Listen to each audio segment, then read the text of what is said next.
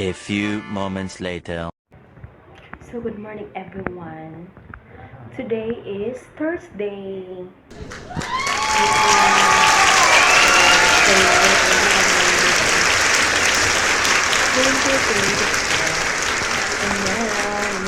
Sabit ngayon, nakarating na kami.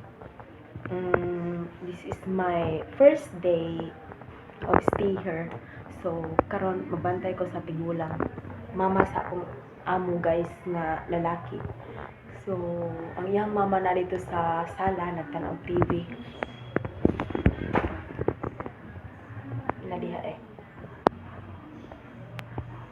Nadiha naglingkod. Then, nipahuway sa ako kay medyo kapoy akong lawas, galabad na po akong ulo. I'm not feeling well again guys. Masakit pa rin ang buong katawan ko. Tapos, masakit din dito sa part na ito. Then, akong ilong sa bingot. So, mo na ginaingon nga, subaw is real. Ibang subawan jud ang mga tao dito sa balay.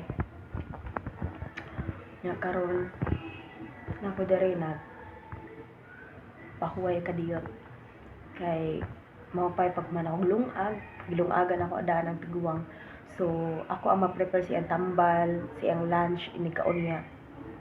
Kay hapit na puting paniod to niya. Then ako mo assist niya ba. Maglakaw-lakaw siya, ana bitaw. Tiguwang naman guni siya. Ang mama ni Sir. Then, ako ilang ipabantay kay ang yaya, nag-day off today. Balik to siya, inay ka Sunday. So, mo nang gipaanis ako dere. Extra lang sa guys. Di ta pwedeng balibad kay part man sa trabaho, no? Bisag kapoy atong lawas. Good hapon. Imna na ni kuan ron. Kape, maulian na. Medyo paos yung busis ko. Pero sige lang, madarag smile. Nakapanglimpyo na sad ko, manahog panilhig. Kika sa sala, to dere. Muni ang kusina sa iyaya. Then, diha iyang kwarto. Diha. Nakalakaw na siya. Tapos, nasa sala ang tigulang. Naglingkod. Nagtanaw og TV. Ayan siya, oh. Nasa lipdan lang. Yan. Di kayo maklaro, guys.